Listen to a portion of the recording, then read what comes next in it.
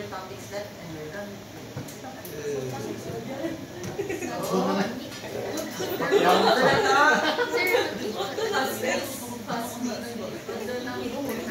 Still have time to read. No, abot sa pre-game, sulat mo na walang klase. Abot sa mga sa top, kabalo. Okay? Remember, may lecture pa kayo. Ready na? Yes, sir. Yes? Sure? Yes, sir. Waiting for everyone to settle down.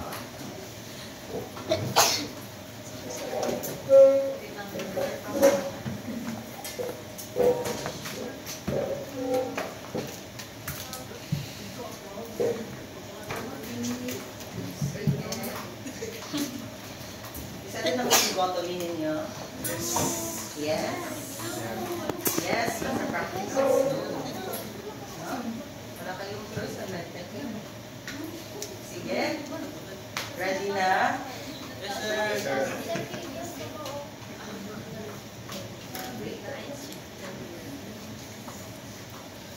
Okay, so before we proceed with phlebotomy, no, we must have the knowledge as how we're going to assess our patients before we're going to extract blood samples. No? Importante talaga siya that we're going to have patient preparation because this is oftentimes being forgotten by our medical technologists. No? One of the main issues na makasabaan na po ako mga methods sa lab is because they never ask for any medical histories of patients and they never prepare their patients, no, before extraction. Patakalan puso. Okay? Question, why is it important to take note of medical history of a patient? Why? Bakit kailangan tanongin si patient about his medical history? Yes, for safety. In a sense na ano? Ha? Correct ang test. Yung test kasi guys, that is being requested by the doctor na nakalagay na siya sa request form. What you do is, bakit kailangan ng patient preparation? Bakit kailangan mo i-ask si patient ng medical history niya? No? Bakit? Allergic. Yes. One of the reasons for you to understand the condition of the patients. Kasi minsan sa laboratory, no? Hindi tinatanong ng medtech ang condition ng patient. Hindi tinatanong ko ang medication. And pagdating sa laboratory, nag-ask, bakit ganito ang result? Hindi nag-correlate sa ganyan. No? At least si medtech, alam na bakit gano'n. For example, may patient in hospital. Kasi meron tayo. No. Okay. In hospital, guys, no, I always make sure that I ask my patients about their medications. For example, I ask my patients before extraction, ano yung maintaining medication, maintenance ba sila for high blood, if diabetic, metformin, kasi sinabi may metformin na diabetic siya, I expect that because I was the chem head. Na during chemistry analysis and FDS, mataas yung FDS niya. And I'm going to correlate at clinical microscopy, dapat nagpa-positive yung glucose niya sa urine state. Kaya importante siya to ask those questions. No? Para hindi kasi ay mag-wonder ko kung ano yung result niya. No? Okay, any question? Okay, for better correlation of result and laboratory accuracy. Okay?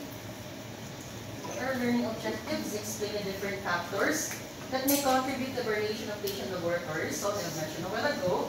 Explain all the physiologic variation of some analytes, guys.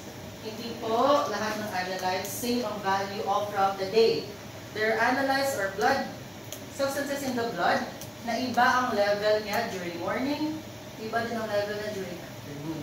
And one example of that is your oral baby. Later, explain natin yun. Lalo na kung kulang po design.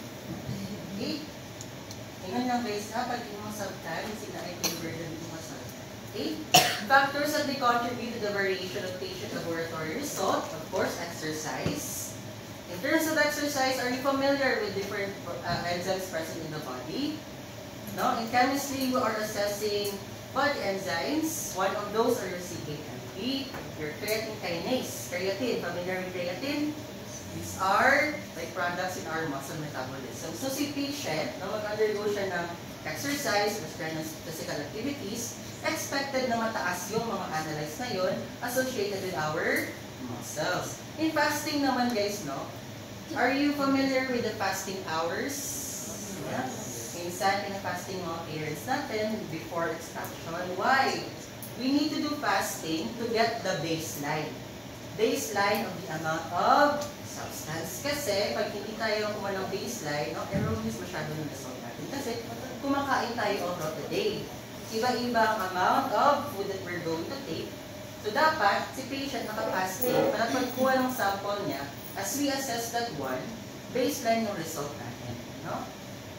For example, talaga sa FBS test, no? Kaya fasting blood sugar or fasting blood glucose, baseline talaga yung pinukuha or yung blood after fasting for 6 to 10 hours para makuha talaga yung real state or real amount of glucose present in the blood. Kasi pag random yan siya guys, pag sinabing random, any time of the day after the meal, random yan siya. So it is slightly higher in comparison to your fasting sample. Okay, diet.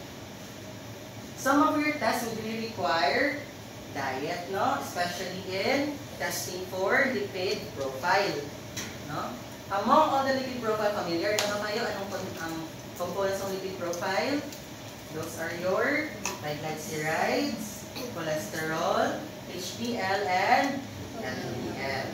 Yun yun siya guys, no? Yung panel natin. It's very sensitive to diet. So, kailangan kasali pa rin siya sa fasting natin. Posture. Some analytes are actually higher when you are in a supine position. Ano yung supine? Papalikon ka mong kanapiro. Sabay ka sa first year. Nakahiga, nakatayo. Nakahiga. Some substances are higher or lower in the supine position in comparison when you are ambulatory. Pag sinabing ambulatory, ano? Sa ambulance search. No, hindi. Pag ambulatory si patient, need to say, he or she is able to walk. No? Perform normal physiological activities. Ambulatory, nakakagalaw. Okay? There are substances that are different in terms of posture. Okay? Next one, tourniquet application. How long ba dapat na-remain ang tourniquet sa arm? What? Very good. Less than 1 minute. Ano ba nangyayari if more than 1 minute na iwan ang tourniquet sa arm? Hemolyze due to what? Pressure. Ano? Hemolyze due to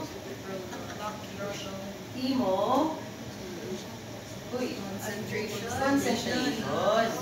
Yes, no? Concentration. Hemoconcentration. Wherein, some analytes, especially your electrolytes, no? Nag-i-increase. Especially your potassium, for example. So, dapat, enough lang yung time natin to apply tourniquet, no? Para dito ko mag-violet ang amang sa kasuhan. Patient. What do you call now the bluish-purple discoloration of arm due to prolonged tourniquet application? Oxygen naman. Hematoma. Nang matagal na di mo nakuha ang tourniquet kaagad, nag-bluish-purple na ang kamot. Ang skin. What do you call that one? What's the medical term for that one? Cyanosis. Cyanosis.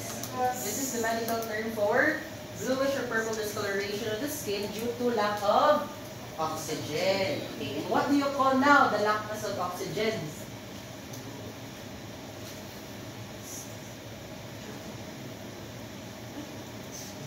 Skin.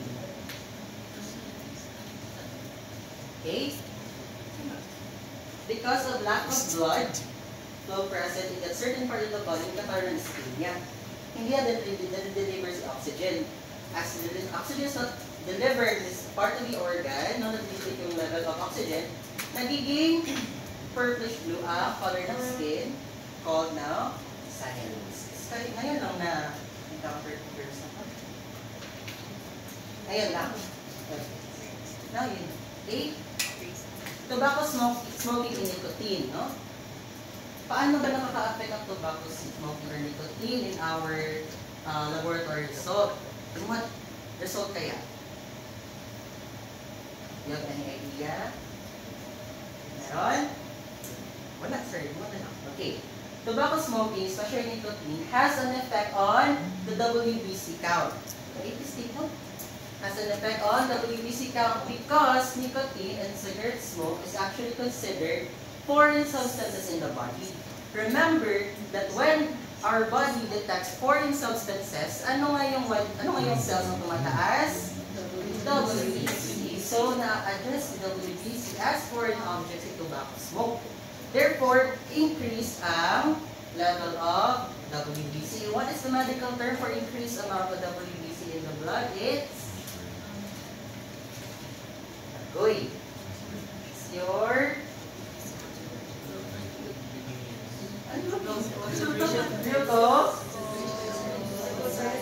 cytosis. Okay. Hindi nyo pa na-discuss yung mga prefix and suffixes. Di ba na-discuss yun during ANFI? Okay?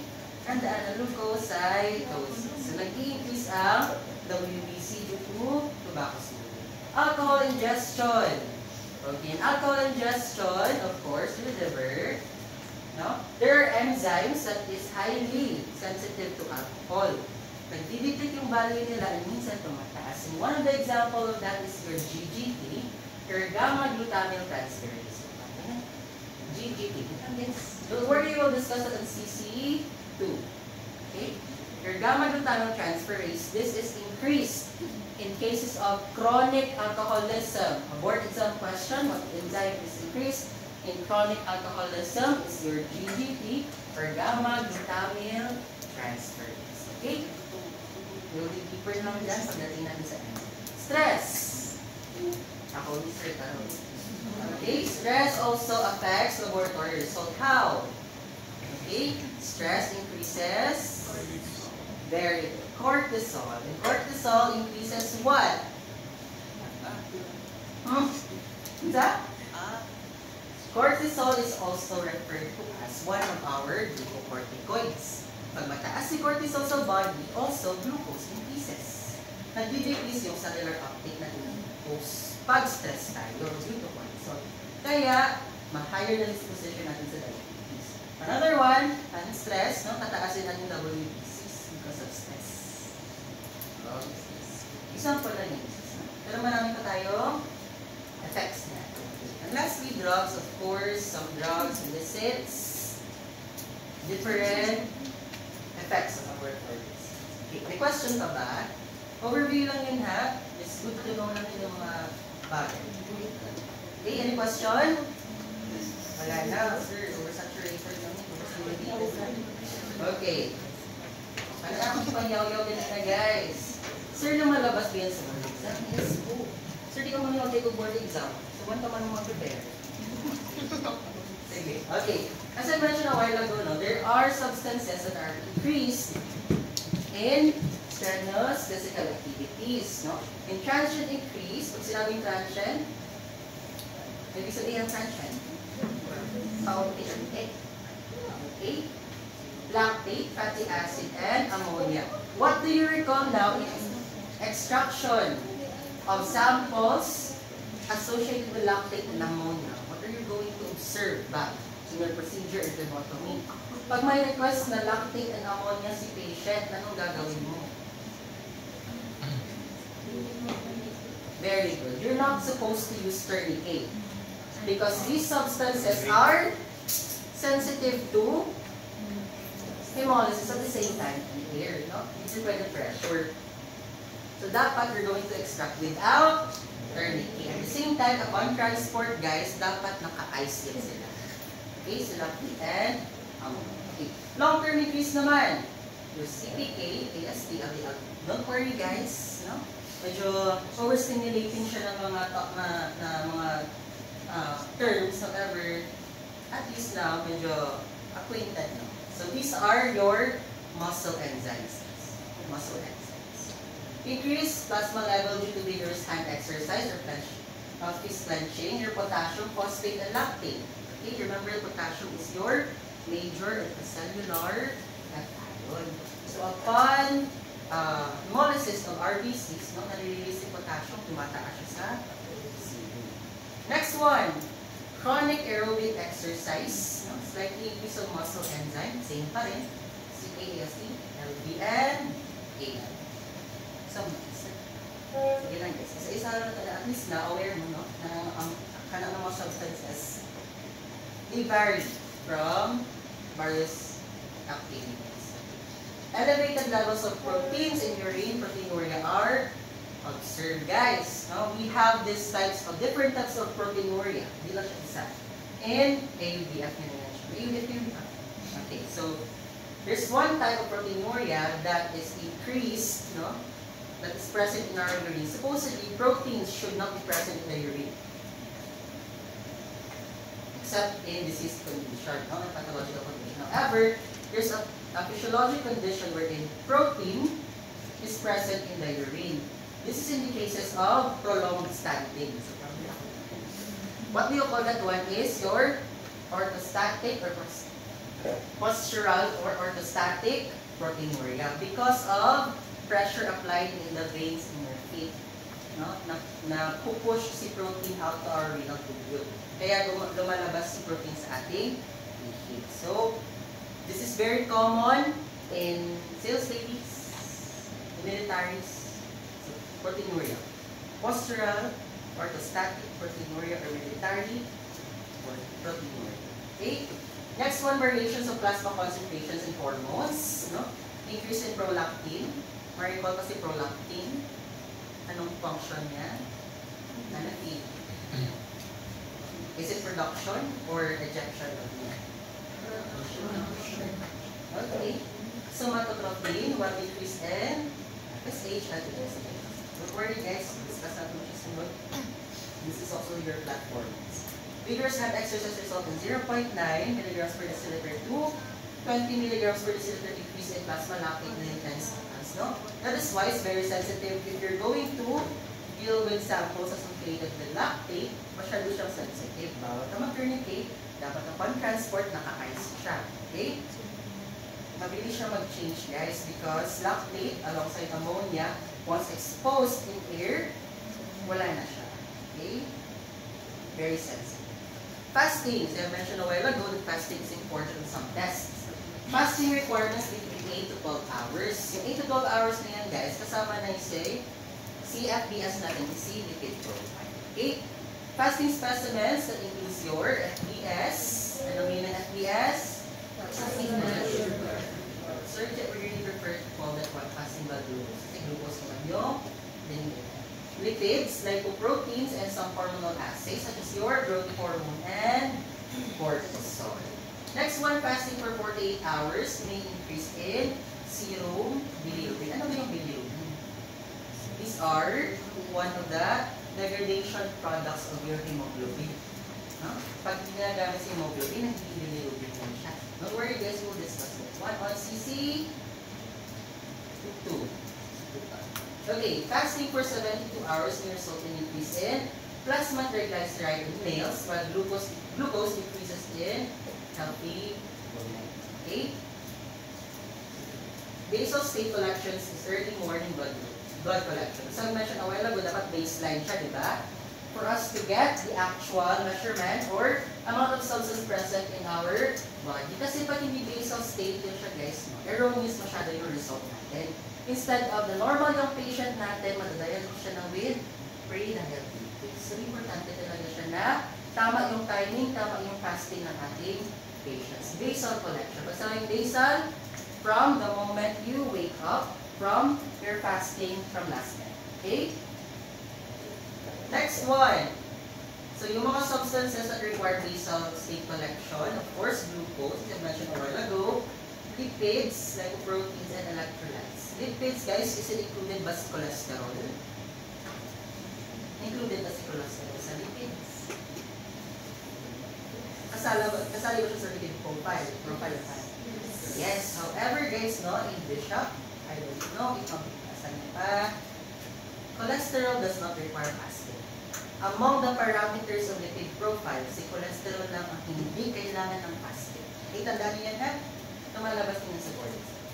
Next one, basic metabolic panel. Pag sinabing basic metabolic panel, these are the substances that are most commonly requested by physicians and doctors na i-run sa laboratory. That includes your glucose. How do you read this one? Okay, read that as BU. And na-acronym yan, guys. No? Bantay na mga duwigan kung mag-ban. BUN stands for blood urea nitrogen. Very good. Creatinine, sodium, potassium chloride, carbon dioxide, and your potassium. This is the most frequent or common panel na requesting doctor. Okay? Any question? Yan na, sure? Ilang hours na yung fasting ng ano? Requirement? 8 hours. Okay? For glucose, guys, no, is actually 8 to 10. And for your lipid profile, it's 10 to 12. Kaya 8 to 12. Okay, next one, diet. No? Avoid making any dietary changes, drinking alcohol, engaging excessive exercise for at least 24 hours before having their blood collected for laboratory testing. Pero kahit hindi mo patient, no? Mag-lie pa sila sa ako. Okay na. Hindi na confident. Okay? Metabolic products of food can increase in venous blood, just like your cholesterol and triglycerides. Caffeine increased concentration of glucose through release of catecholamines. Familiar with catecholamines? Sure, catecholamines. Anaphysio, adrenal medulla, chief cells. Pari ka. Hindi, sir. Ayaw na kami tugas. Wala dyan. Okay, sige. Catecholamines from adrenal medulla and brain tissue, guys. Catecholamines, no? Remember you have your adrenal cortex, right? You also have your adrenal medulla. In adrenal cortex, can you recall your mnemonics for that one? Your zona glomerulosa, zona fasciculata, zona reticularis. Ma-recall, hindi, sir. Ayaw na pugsa. Okay, guys, nabalikan niyo yung guys, ha? Those are the basics, no? Third year na mo. Wala. Okay, so catecholamines, no, alongside your cortisol, these are hormones and substances that also increase the presence of glucose in the blood. That's why caffeine is also limited if magkakaroon tayo ng blood. In obese patients naman, no, elevated glucose, cortisol, triglyceride, and lactate. High protein diet, elevated plasma levels of course, non-protein-notogenous substances, urea, uric acid, and ammonia. Okay? Because these substances are metabolites of protein. Ito na mo? No choice. Next one, Atkins diet, no? Which is high protein, low carb diet. Markedly increased plasma urea and urine ketones. Ano yung ketones? Familiar ba? Hmm? Ano yun? Anong ketones? It's a kidney? Okay, guys. Ketones are actually byproducts or degradation products of lipids. In cases of starvation, no, nagutom si patient, wala namang kunang other energy source si cells. Therefore, cells will resort to fats. Pag ginamit na si fats as source of energy, byproduct niya si glucose. That's why mataas ang ketose level in patients na nagutman. No? Nagutman, nag-fasting. That's why mataas. Okay? Naintindihan? Don't worry guys, we will discuss ketones naman sa iyo. Okay? Any question? Ikaw pa yung Mr. Overstimulated na.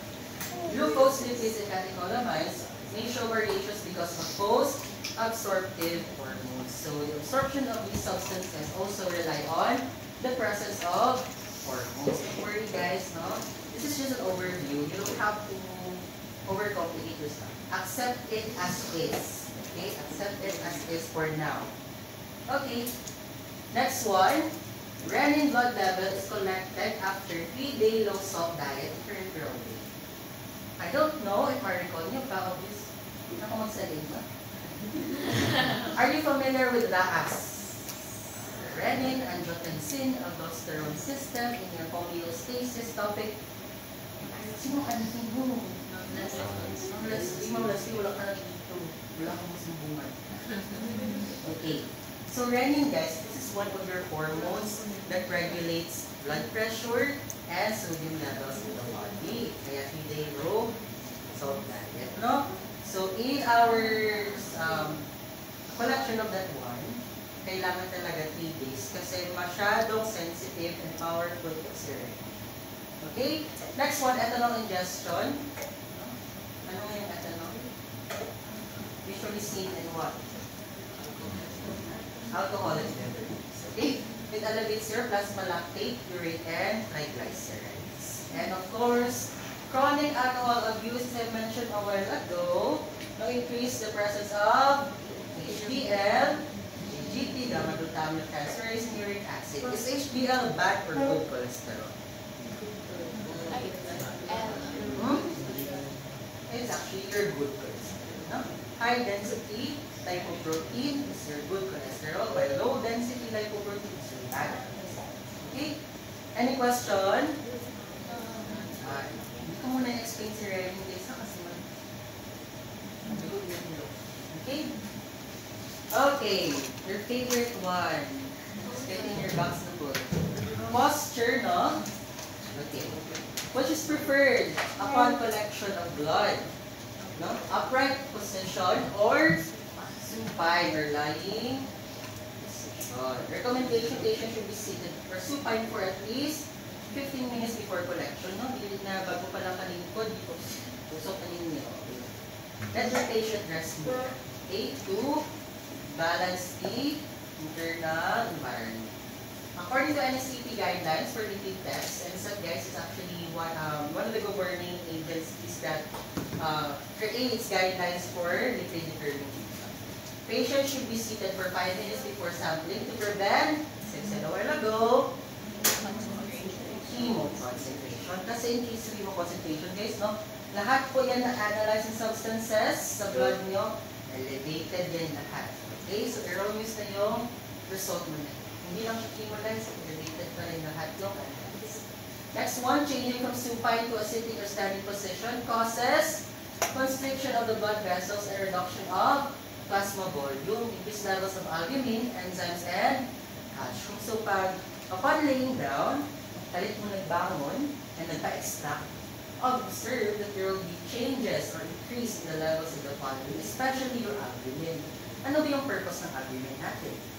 Our albumin, no, is the major protein that transports substances in our body. It's also the major protein that regulates water, the absorption in our body. So, importante talaga siya.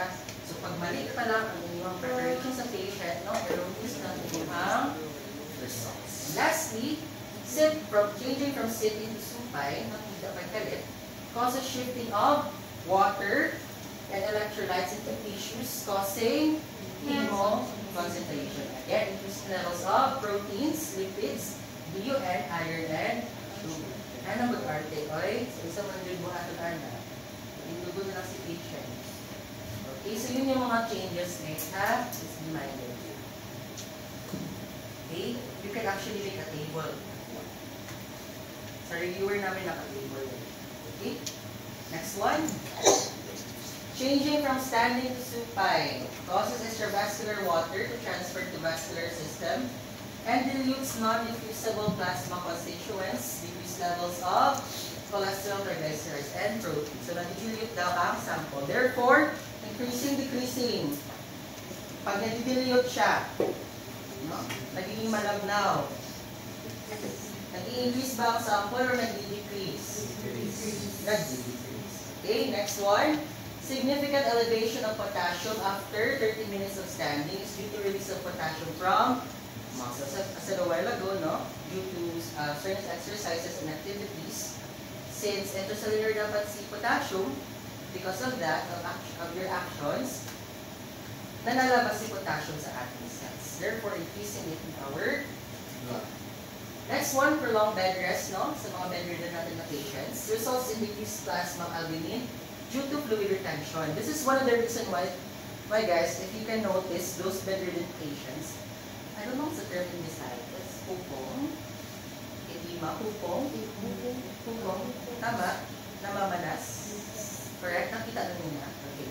And bedridden patients, they're very prone to edema. Edema yung medical term ng pupong.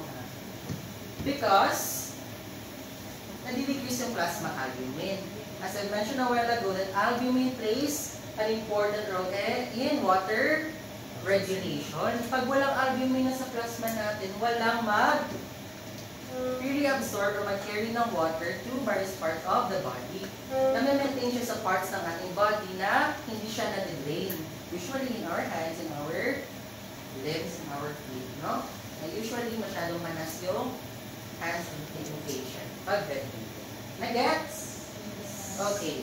Ito naman siya. Serotonin plasma level is higher when standing in than in supine. Okay? And drugs bound to proteins are affected by postural change. Guys, there are drugs, especially those synthetic drugs that is not present or not produced by the body that needs protein to be delivered in the different parts of the body.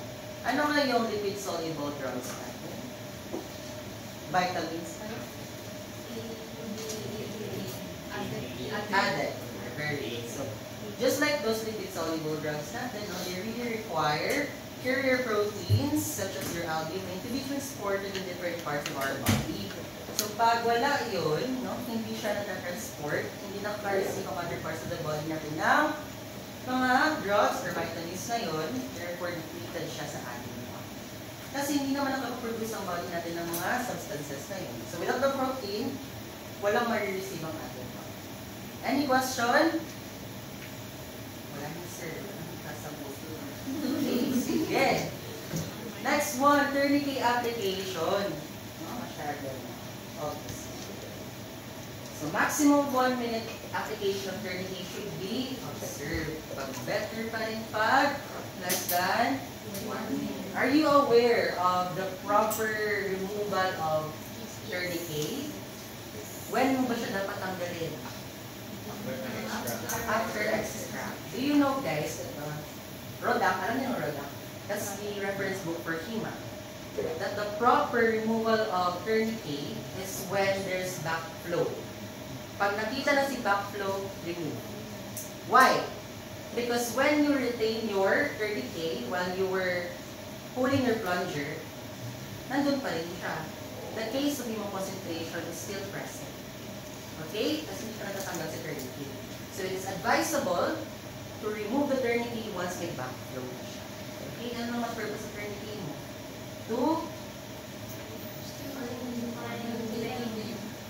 Yan talaga. Okay, of course, given na yun, to find the vein, at the same time, to slow down the flow of blood. Yes, no? Para dito po, pagtusok na lang, nasipit na. Okay? Understood? Okay, the pressure from the tourniquet causes biological analytes to leak from tissues into the cell to the blood. This is one of the reasons why meron tayong hematoma. Your hematoma or bruising is actually your blood and body fluids leaking to the nearby tissues. Hindi masyadong tama yung pag-perform mo ng venipuncture. So, effects of prolonged tourniquet application, of course, paulit-ulit na lang, hemoconcentration due to venous stasis, na hindi nakaka-flow ng maayos yung blood natin. That's why it's advisable pag meron ng backflow, okay? And anaerobiosis, resulting to ischemia and cyanosis. Next one, increased level due to prolonged tourniquet application. As I mentioned a while ago, si potassium na naman, proteins like albumin, enzymes, lactate, cholesterol, and ammonia. Okay. Prolonged use of tourniquet with fist exercise can increase your potassium level by 1 millimoles per molarity. Molarity.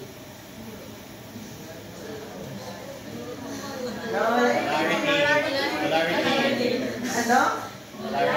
Molarity. Okay. Okay. Ala. Wala na yung ito discussions. Sige na guys, no? Mag-get silang pas-pas dapat para na may time mag-ubag sa inyong lessons. Okay? For accurate measurement of lactate, again, as I mentioned a while ago, tourniquet should not be applied. The patient should not clench fists at the time of the blood Okay, na-mention na yan siya kanina. Okay? Prolonged use of tourniquet increase cholesterol by 10% to 15%. So, dapat tama-tama lang. And tourniquet application or muscular activity may reduce venous. Anong pabasa nito? Ano? Wala ko na eh. Anong power?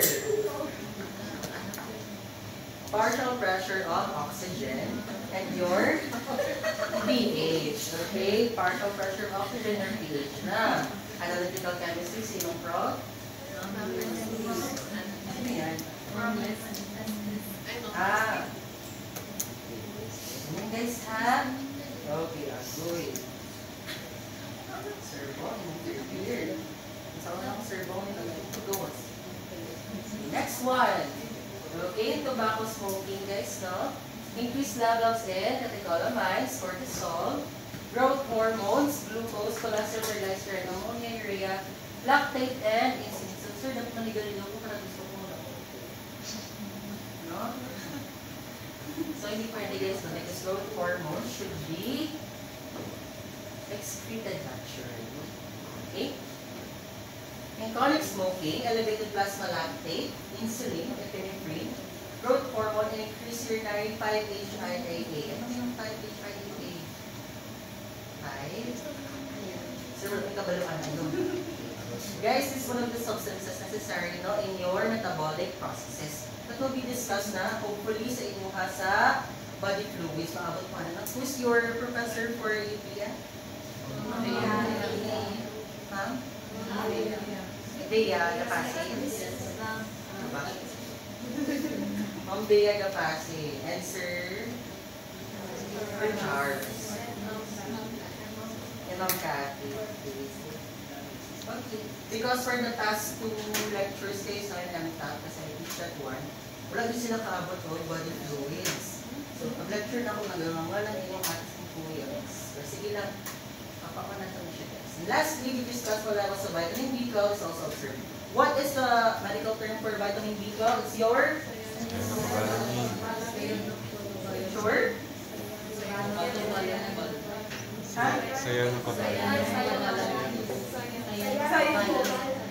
Final answer nyo sa yato ang malungga. Vitamin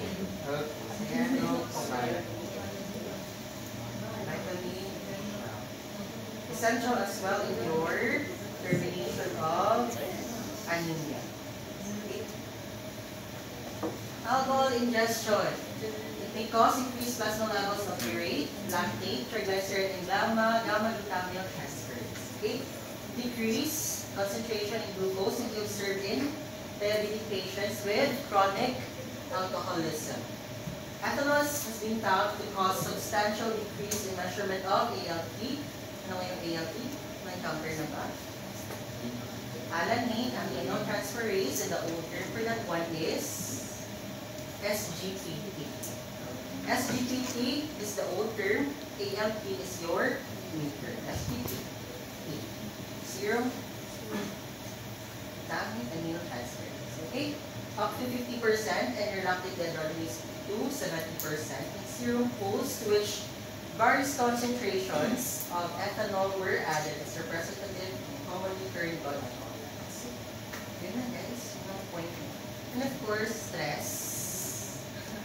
Increased levels of catecholamines, cortisol, ACTH, prolactin, albumin, glucose, lactate. So, nagpo-produce lang ng milk once you're stressed.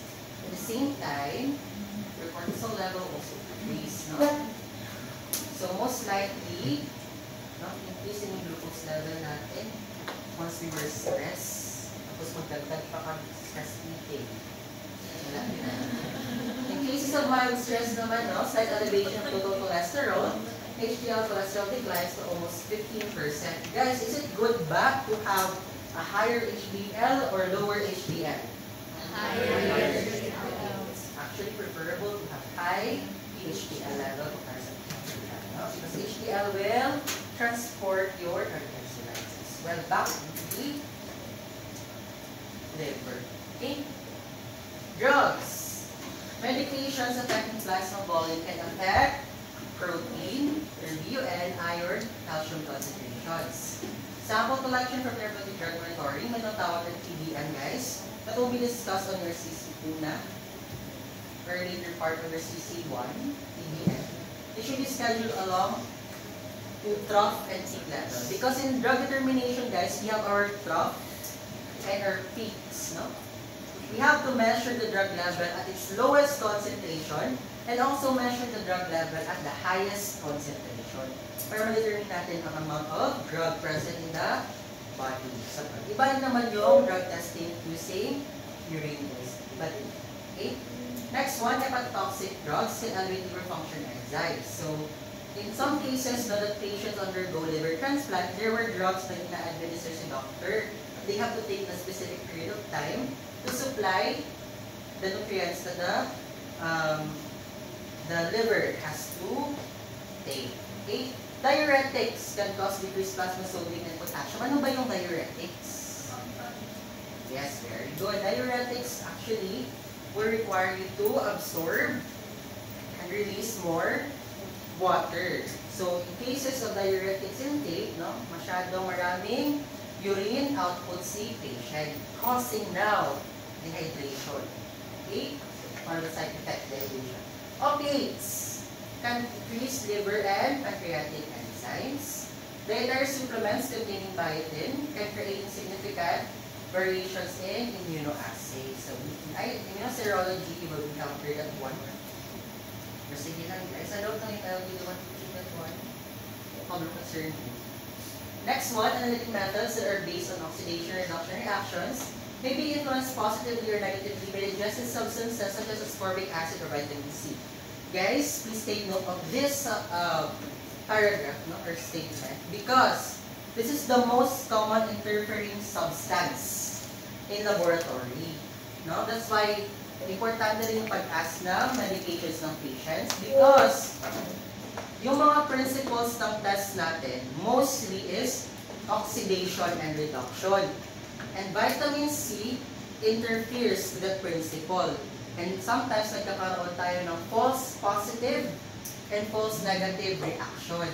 I will not explain muna how it yields false positive and false negative kasi malos na dyan mo, no? But take note lang na vitamin C, it really affects oxidation and reduction reactions in our testing. Okay? Especially sa ato ang urine status, no? There were cases, I had a case before na diabetic ng patient. So I was expecting na taas yung glucose level niya sa chemistry. I was expecting na mag-positive siya sa glucose strip sa urine. Unfortunately, no, magtaas naman talaga yung fasting blood glucose niya. However, sa urine strip, negative siya. So upon checking medications, no, positive na nag-take siya ng ascorbic acid. So therefore, I can pinpoint na true, may diabetes si patient, is just that hindi nag-react si glucose sa urine kasi nag-take siya ng ascorbic acid. So, it's important talaga to us, no? Hindi lang na siya char-char na lang. Okay? Understood? Yes. Any question? None. Okay, next one. Drugs are found with interfering effects in biochemistry assays or antibacterial agents, psychotropic drugs, in contrast medias with the urine as most likely affected sample. In correlation pa rin sa previous statement. That's why it's important to us, no, kung mayroong drug na nilimaintain si patient. Or usually guys, diabetes na talagang binaban nila. Kasi yung mga hypertensive drugs, okay. Physiologic variations. Mga changes in our bodies during the day. Meron tayong diurnal variation based on age, gender, and recent food ingestion. As I mentioned a while ago, no, that there's a substance in the blood, in the body, that has different concentrations throughout the day, depending on the activities of the patient. First one, diurnal variation, hormones. No? Your growth hormones are actually increased in secretion during afternoon, guys. That's why, pag sinabihan ko ng parents na before to sleep during afternoon, you know, ako na lang yung your iron your acid phosphate and your direct excretion of the most electrolytes of sodium, potassium, and phosphate. Guys, no? In iron studies, no? Nare-require talaga siya ng appropriate time for you to collect blood samples, especially in diagnosing of anemia. Okay? As for the age, no? Albumin, ALP, cholesterol, phosphorus is increased level pag male naman guys, in a gender, increase in albumin, ALT, creatinine, acid, cholesterol, urine. Usually in males, in relation to body mass. Kasi mas malaki yung body mass ng males in comparison to females. As for females naman, no, HDL, iron, and cholesterol naman yung increase. Okay? Wala masyadong muscle.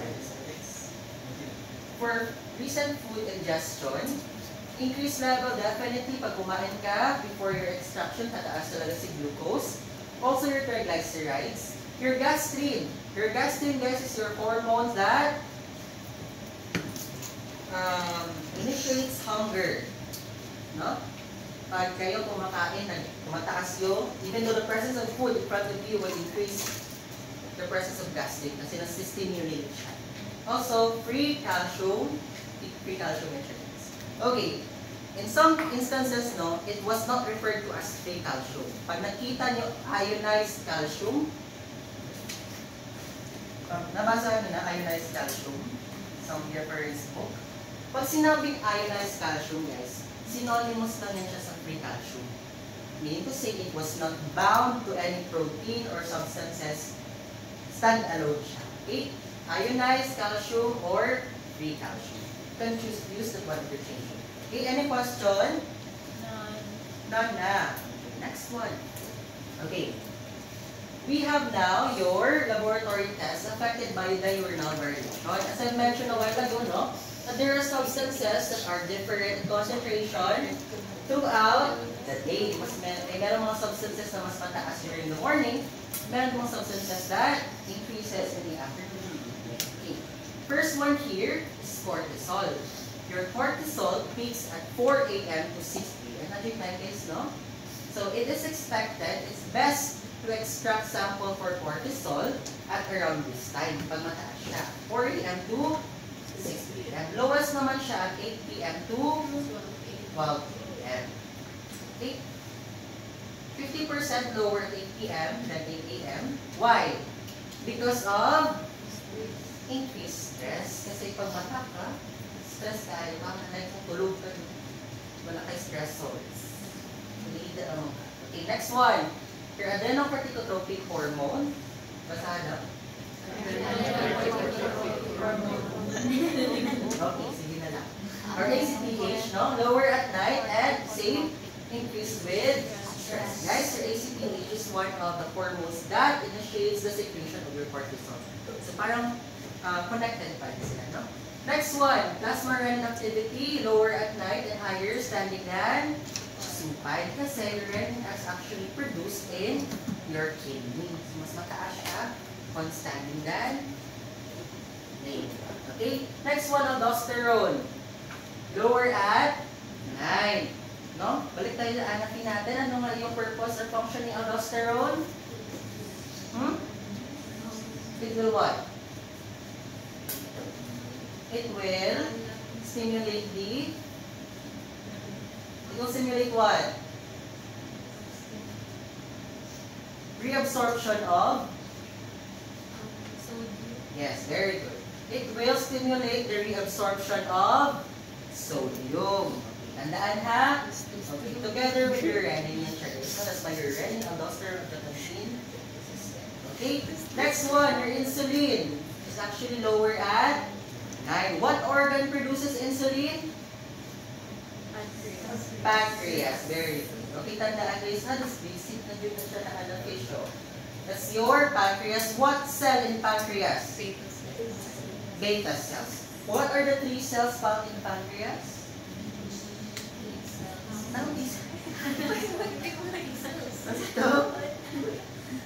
Of course, you have your beta. You have your alpha.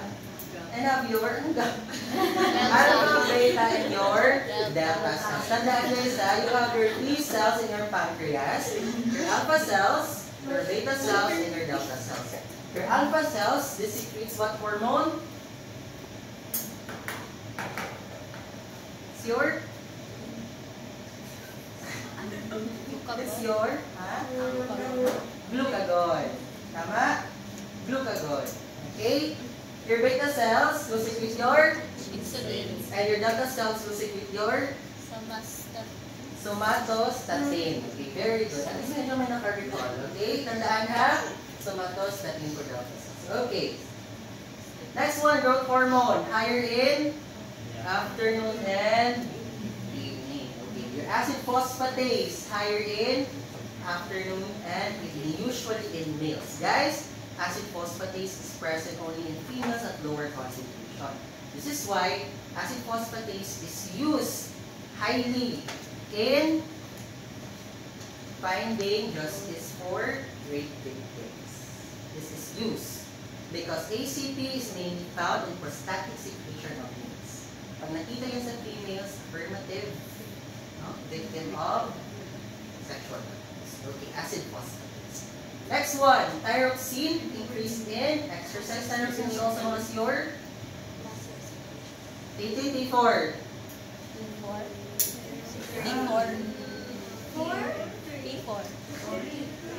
Wala na na.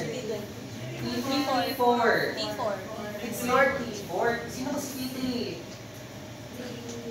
It's your triiodothyroid. Ako na lang sa baptist. Ako mag-expect. Pero sa balikan nyo talaga yan guys ha. Sa una lang kung si Sir Bong, hindi ko makakanin. Wala na Jun. Okay. Next one, prolactin. So I mentioned a while ago, prolactin is increased in stress, higher levels at 4 a.m. and 8 a.m. at 8 p.m. and 10 p.m. Okay. Next one, iron. Peaks early to late morning, decrease up to 30% during the day. So it's actually advisable to collect sample for iron determination early in the morning. Okay. Calcium, 4% decrease pag or nakakita. Okay. Okay. Any question? Wala? None? Are you sure? What if pagpa-quiz ko? Kaya pa. Kaya pa ba? Okay. Ano nga yung consequence natin pag hindi natanggal ang tourniquet? Concentration. Sige. Naintindihan ba yung ano? Or dawat-dawat na lang sir naka-picture na bitang basahan na ako sa bayan. Okay? Nakita ko ma-joke guys. Kaya gawa ni Karen.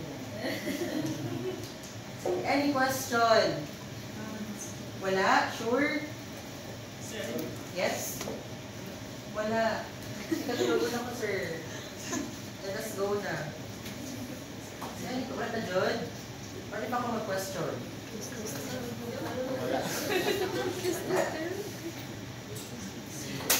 Let's have a review lang, no? We still have time na lang. Kaya murag, back to zero, tipo sa iyong anafisyo. As per observation, and we can lie. Sige nga. Sige. What are the 3 layers or zones in your adrenal cortex? Particularis and fasciculata. Can you recall now the substances excreted by those zones? No, bakit naman? Sino yung lecture niyo, Ma'am Leslie? Sa laboratory niyo? Okay. Your adrenal cortex guys, no? Saan ba nakalocate sa adrenal cortex? It is superior to your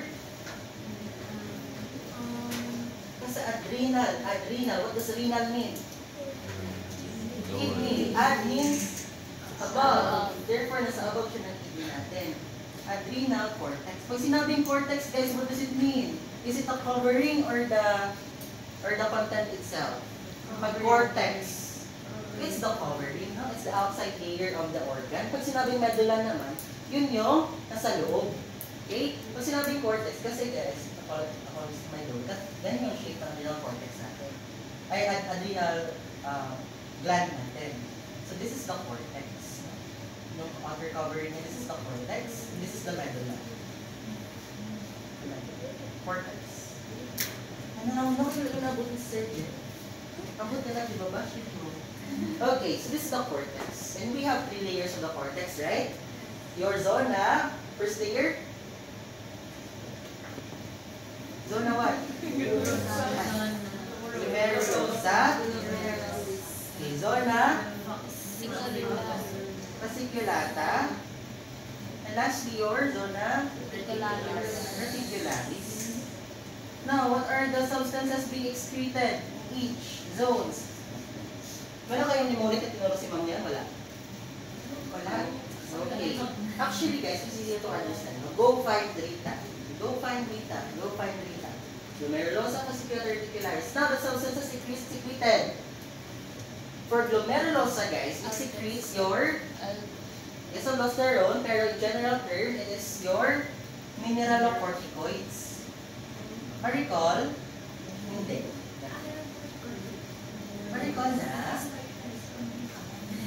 Mineralocorticoids. No? How about your fasciculata? Your glucocorticoids. Very good. No? Your glucocorticoids. And your reticularis will secrete your androgens or sex steroids.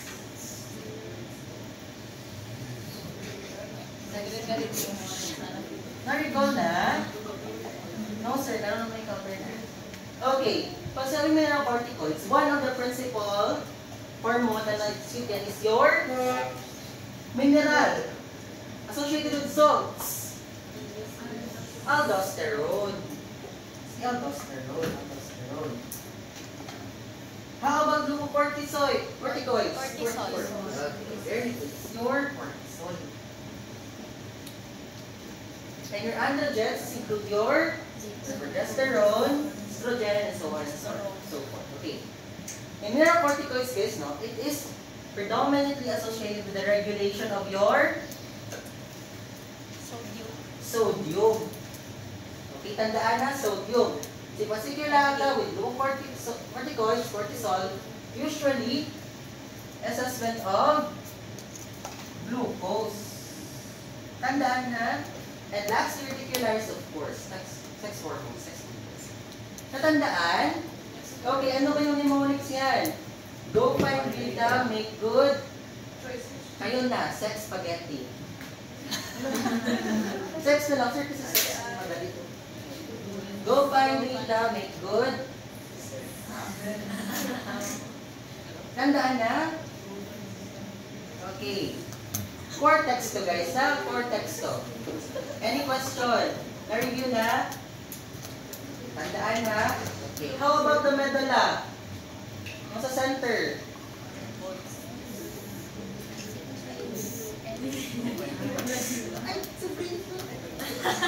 Okay, base medulla oblongata, ha? Okay. Say, for our medulla, we have what your... What cells? Search nyo na lang guys, what's up with present adrenal medulla. Okay, murag, based on your reactions, murag wala.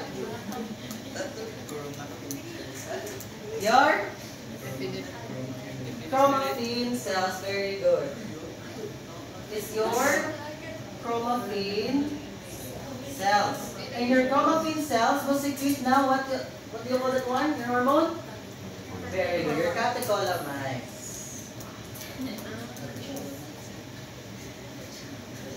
Okay, tama. Your catecholamines, ano yung examples ng dalawang catecholamines natin? Very good. Your epinephrine and norepinephrine. Other term? Very good. Na-recall na?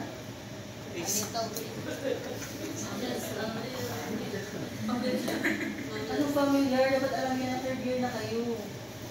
Gets na? Hala, saan ako nandito sa first place? Sit in na lang ako sa akong anak guys. Tagalan ako sa 7. Pura ka lang natin, Judge. I know, alam niyo yan guys, nakalimutan niyo lang. Pero kung wala talaga, study. No? Pray and pray. Okay, any question? Meron pa ba? Sir, overstimulated na kami. Tama na. Guys, no? Ito Sir Jenny siya, guys, no? We were discussing 2 anatomy systems. Walang break. 6 hours. Siya lang. Okay? To the point, nag-iinan sa among classmate na rapper, kaya ka, sir, pagka next morning, na 2 pages quiz. Bagsak the rest. Okay? Okay? Sige, any question? We're now with the patient preparation. So, may background na when I'm going to let you perform phlebotomy. Alam na kung anong gagawin before the extraction proper. Sure. Ready na ba? Sure. Yes, sir, pero ano may kabalungan sa gagawin tubes? Another problem for another day. Okay? Sige, any question, guys? Wala na? Okay, if there's no more questions, please prepare for